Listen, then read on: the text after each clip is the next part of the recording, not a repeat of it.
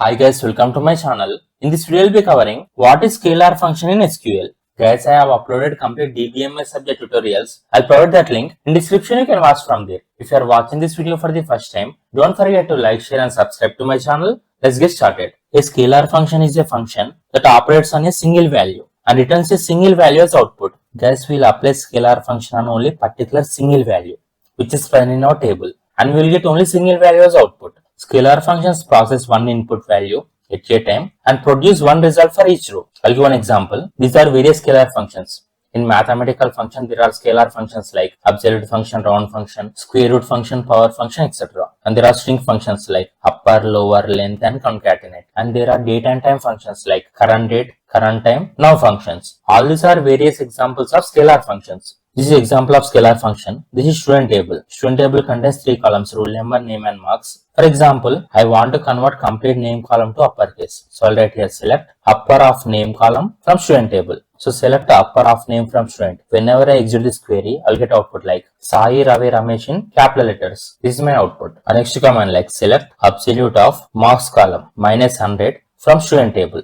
So that is nothing but 85 minus 100, 70 minus 100, 90 minus 100. So whenever I execute this query, I'll get output like 85 minus 100, that is 15, 70 minus 100, 30, and 90 minus 100, 10. This is my output. Absolute function will remove negative values. So all are converted to positive values. And another example, select a name comma length of name from student table. Whenever I execute this query, I'll get output like Sai, 3 characters. So length 3, Ravi 4, and Ramesh length 6.